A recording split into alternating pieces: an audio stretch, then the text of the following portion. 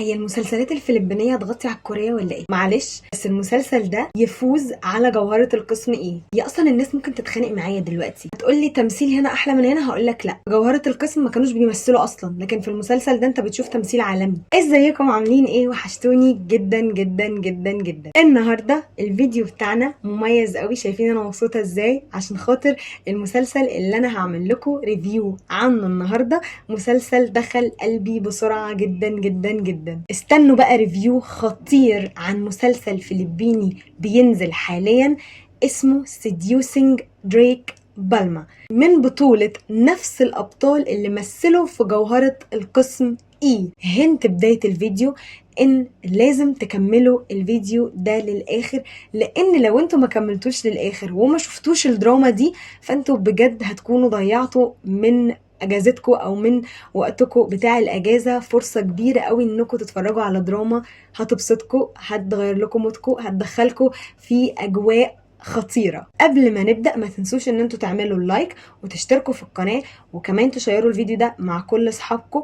وحابه اقول لكم شكرا جدا جدا على 2000 مشترك. ايوه يا جماعه احنا اخيرا وصلنا ل 2000 مشترك. فيديو النهارده انا هكلمكم عن المسلسل كوجه عام، تاني حاجه هنتكلم عليها هي قصه المسلسل، تالت حاجه هنتكلم عليها هي الابطال، واخر حاجه هنتكلم عنها هي رايي الشخصي. قبل اي حاجه انا هتكلم من وجهه نظري كمتفرجه على جوهره القسم ايه وكمان على المسلسل ده، فلما تلاقوني قارنت بينه وبين جوهره القسم ايه عادي جدا تغاضوا عن ده، هم اصلا نفس الشركه ونفس الممثلين، يعني انا بقارن لكم عشان تشوفوا الفرق ما بين المسلسل اللي عمل ضجه والمسلسل ده اللي المفروض برضو يعمل ضجه. قصه المسلسل باختصار يا اصحابي ركزوا فيها كويس قوي لان احنا هنتلخبط كتير. اول حاجه احنا عندنا البطله دي ليها صاحب مقرب منها وهي بتحبه من طرف واحد، ولكن هو ما يعرفش ومش بيحبها اصلا، هو اصلا مرتبط ببنت تانية، والبنت دي للأسف هتكون معجبة بطالب منقول جديد للمدرسة بتاعتهم. بالمناسبة المسلسل بيحكي في إطار المدرسة الثانوية، فالمفروض إن البطلة بتاعتنا بقى عشان تواسي صاحبها ده أو عشان تساعده هيطلب منها إن هي تواعد الطالب المنقول، فهي عشان تبعد حبيبة صاحبها عن الطالب المنقول هتروح تواعد الطالب المنقول.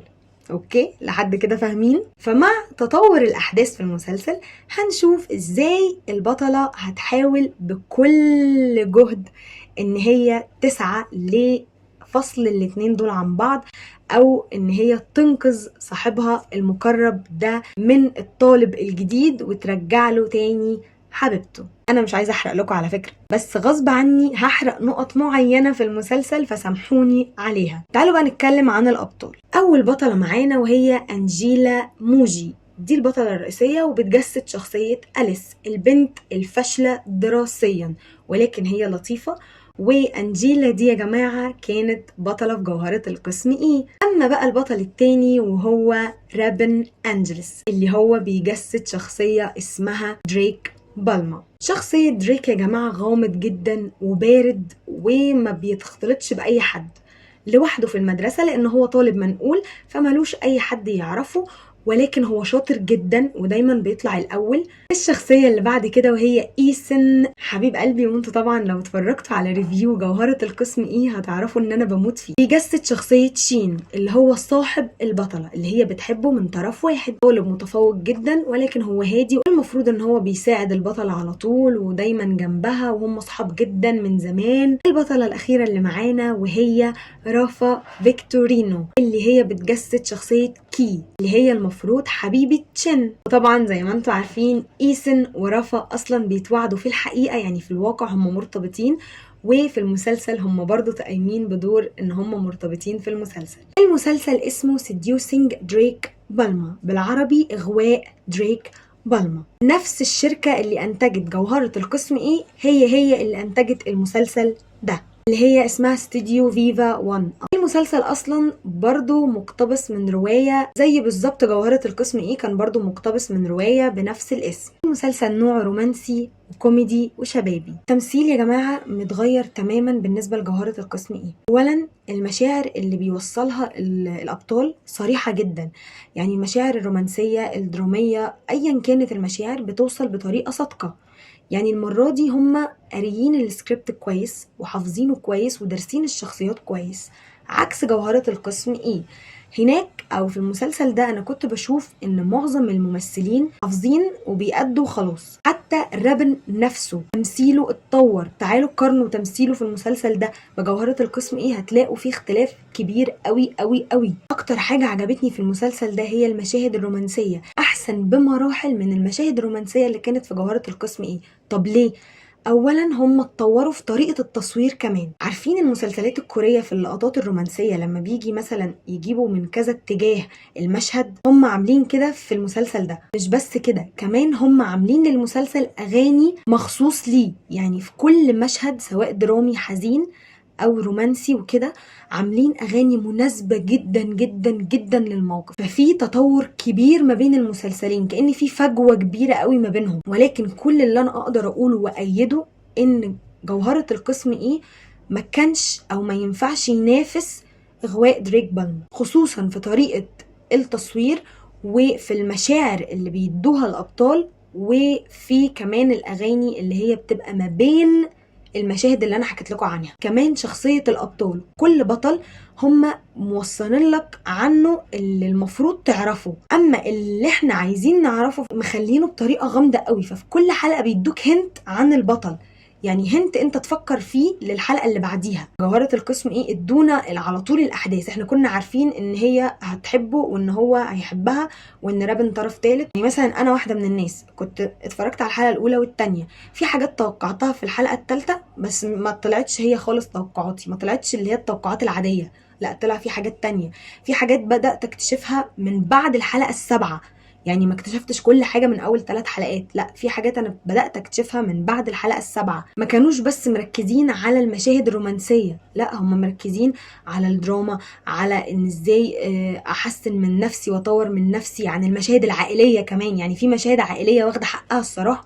في جوهرات القسم ما كانش فيه كده، يعني مثلا شخصية زي كيفر ده احنا ما كناش نعرف عنه حاجة، ما كانش ليه مشاهد عائلية، ما كانش فيه. لكن هنا لكل بطل ليه مشهد عائلي معين بيوصل لنا برضو فيه طريقة تفكير العيلة دي مع الشخصية دي ازاي، فانت بتبقى دارس وعارف مراحل تطور الشخصية في المسلسل. فانا الصراحة جاية لكم من الحلقة الثامنة للمسلسل وبقول لكم اتفرجوا عليه. مسلسل تحفة، احلى مسلسل فلبيني انا شفته. يجي الاول بعد كده جوهرة القسم ايه. صراحة انا كنت بتفرج على جوهرة القسم ايه، وده اللي قلته في الفيديو اللي انا عملت عنه ريفيو للمسلسل. قلت يا جماعة انا بتفرج عشان خاطر الابطال. هنا في دريك بالما انا بتفرج عشان الابطال وعشان القصة وعشان التمثيل عاجبني والمشاعر واصلالي يعني بكل جهد هم بذلوه. مفيش مشاهد مبتذلة. المسلسل كمان عائلي، اتفرجوا عليه مع عيلتكم، مفيهوش اي حاجة وحشة. لحد الحلقة الثامنة مفيش اي مشاهد وحشة، حتى المشاهد الرومانسية معقولة وهادية، مش مشاهد يعني صريحة قوي او وحشة ان احنا نقول لا مش ينفعش نتفرج عليها. مفيهوش حاجة بتدعم اللي انتوا عارفينه، لا مفيش خالص. المسلسل حلو ونضيف لحد الحلقة الثامنة، زي ما بقول المسلسل نضيف، واتوقع فاضله 4 حلقات او 5 حلقات ويخلص. انا عايزة اقول لكم ان الابطال اللي هم الفرعيين برضو شخصيتهم لطيفة قوي، يعني كل الابطال الفرعيين صراحة هم مختارين الابطال في المسلسل ده بعناية، اختاروا الناس اللي بتعرف تمثل قوي او اللي ليها خبرات قوي. يعني البطلة الرئيسية اصلا مثلت في 4 مسلسلات قبل كده، مثلت في تشيسنج ان ذا وايلد، ومثلت في جوهرة القسم ايه، وفي مسلسلين تانيين انا مش فاكرهم الصراحة. تطور واضح جدا جدا يا جماعة بجد، وانتوا لو اتفرجتوا عليه هتوافقوني، انا متأكدة ان انتوا هتلاحظوا التطور ده جدا. يعني هتلاحظوا التطور اللي في التمثيل وفي الانتاج وفي طريقة التصوير، هتلاحظوا ده بجد، هتلاحظوه جدا جدا جدا. فانتم ما تضيعوش الفرصة دي من ايديكم وروحوا اتفرجوا عليه دلوقتي. ففي نهاية الفيديو انا بس عايزة اقول لكم تاني وتالت ورابع انه اللي اتفرج على جوهرة القسم ايه وشايف انها احلى مسلسل فلبيني شافه، شوفوا اغواء دريك بالما، شوفوه يا بالما شوفوه يا جماعة، عشان بجد هو خطير ويستاهل ان انتوا تضيعوا وقتكم عليه.